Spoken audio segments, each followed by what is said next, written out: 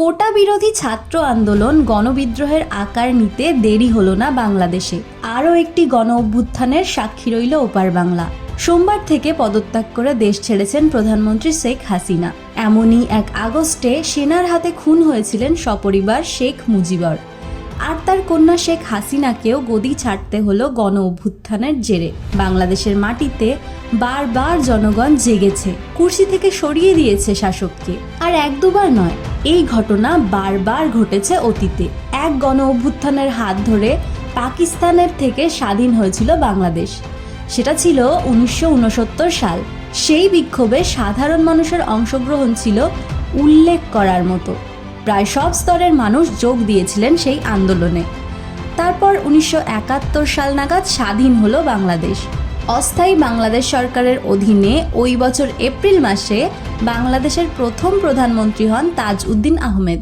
1973 সালে স্বাধীন বাংলাদেশে হলো প্রথম প্রধানমন্ত্রী নির্বাচন। সেই ভোটে জিতে ওই বছরের মার্চ মাসে প্রধানমন্ত্রী নির্বাচিত হলেন শেখ মুজিবুর রহমান, যিনি কিনা বাংলাদেশে বঙ্গবন্ধু বা জাতির জনক নামেও পরিচিত। কিন্তু বেশি দিন ক্ষমতায় থাকতে পারলেন না সেই বঙ্গবন্ধুও। 1975 সালের 15ই আগস্ট তারিখে গণ অভ্যুত্থানের মুখোমুখি হলো বাংলাদেশ, যার নেতৃত্ব দিয়েছিল বাংলাদেশ সেনাবাহিনীর কজন নিম্ন পদস্থ কর্তা। মেজর শরীফুল হক ওরফে ডালিম, বীর উত্তম, মেজর সৈয়দ ফারুক রহমান এবং মেজর রশিদের মতো সেনাকর্তার নেতৃত্বে সিংহাসনচ্যুত করা হলো মুজিবরকেও। শুধু সিংহাসনই নয়, সপরিবারে প্রাণটাও খোয়ান তিনি। বেঁচে যান শুধু তার 2 মেয়ে শেখ হাসিনা ও শেখ রেহানা। কপাল জোরে তারা তখন জার্মানিতে। মৃত্যু হয় তৎকালীন বাংলাদেশের কয়েকজন মন্ত্রী ও আওয়ামী লীগের নেতারও। মুজিব হত্যার পরে বাংলাদেশে সরকার গড়লেন মেজর ফারুক, মেজর রশিদ এবং খন্দকার মোশতাক আহমেদ। তবে তার আয়ুও খুব বেশি দীর্ঘ হলো না।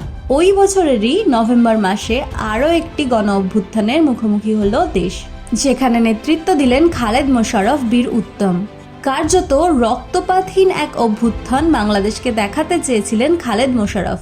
মেজর জেনারেল জিয়াউর রহমানকে তার নিজ বাসভবনে বন্দি করে রাখা হলো। জিয়াউর ঘনিষ্ঠ কর্নেল আবু তাহের ছিলেন চট্টগ্রামে।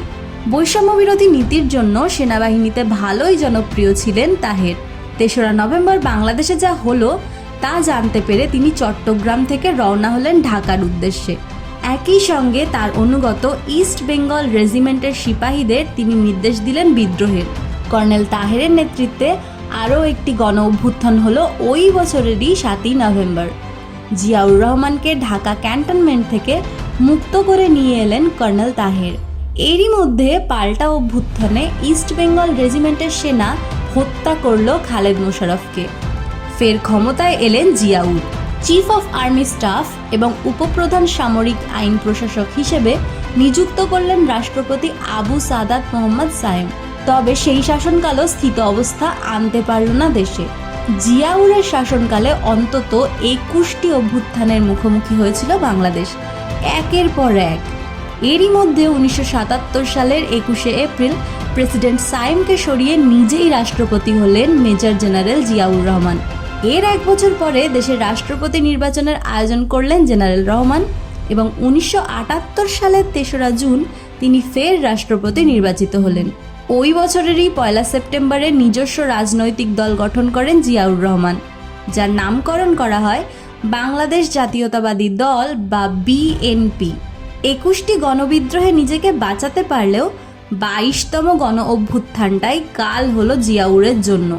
একই নিয়মে খুন হলেন জিয়াউর।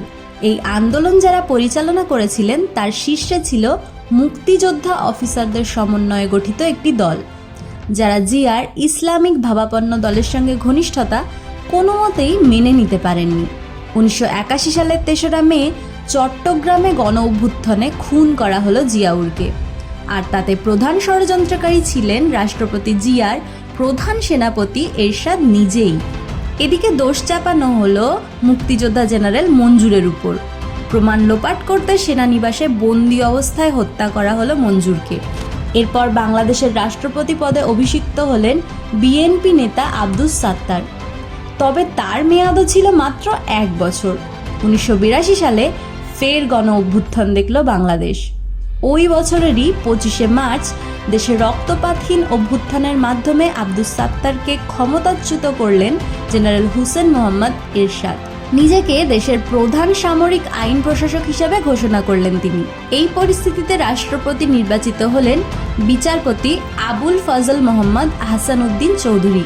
ওই বছর 27শে মার্চ ক্ষমতায় বসলেও 1983 সালের 11ই ডিসেম্বরেই কুর্সি ছাড়লেন তিনি।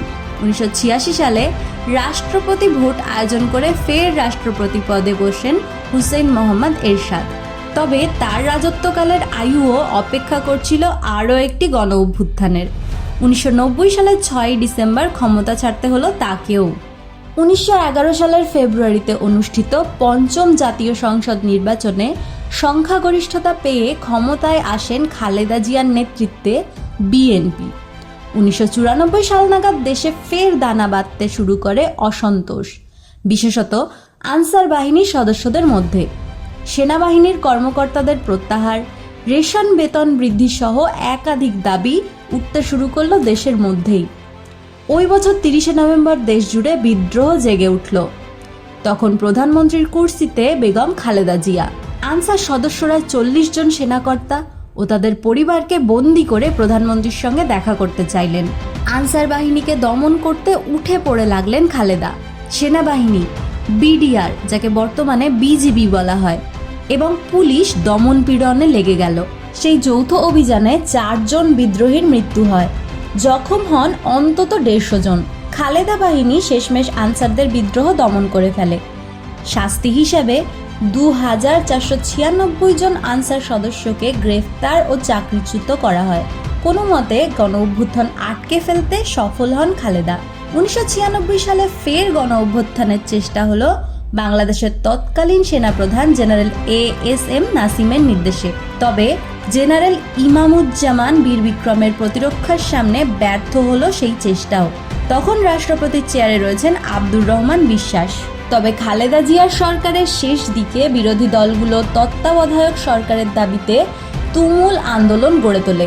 ওই আন্দোলনের মধ্যেই 1996 সালের 15ই ফেব্রুয়ারি সংসদ নির্বাচন হলেও তা বর্জন করে আওয়ামী লীগ সহ তখন অধিকাংশ বিরোধী দল। ওই নির্বাচনকে কেন্দ্র করে রাজনৈতিক বিরোধ আরও জটিল হয়ে ওঠে। নির্বাচনে জিতলেও তত্ত্বাবধায়ক সরকারের জন্য সংবিধান সংশোধনের পর বেশি দিন ক্ষমতায় থাকতে পারেননি তিনি। 30শে মার্চ তত্ত্বাবধায়ক সরকারের প্রধান হিসেবে সাবেক প্রধান বিচারপতি হাবিবুর রহমানের হাতে ক্ষমতা হস্তান্তর করে বিদায় নেন খালেদা জিয়া।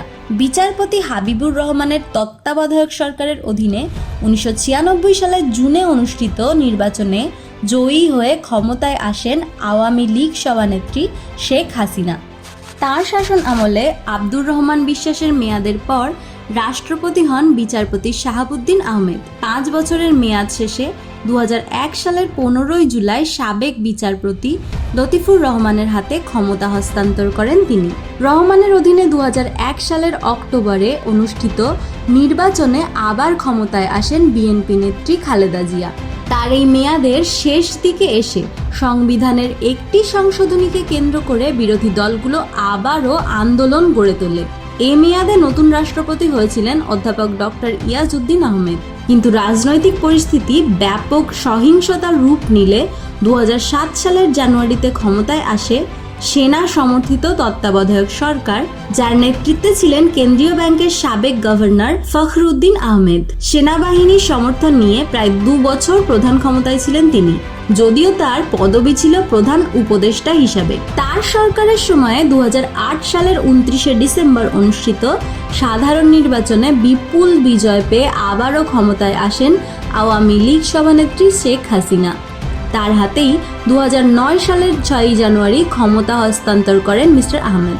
শেখ হাসিনাই দেশের দীর্ঘতম মেয়াদ কাটানো প্রধানমন্ত্রী।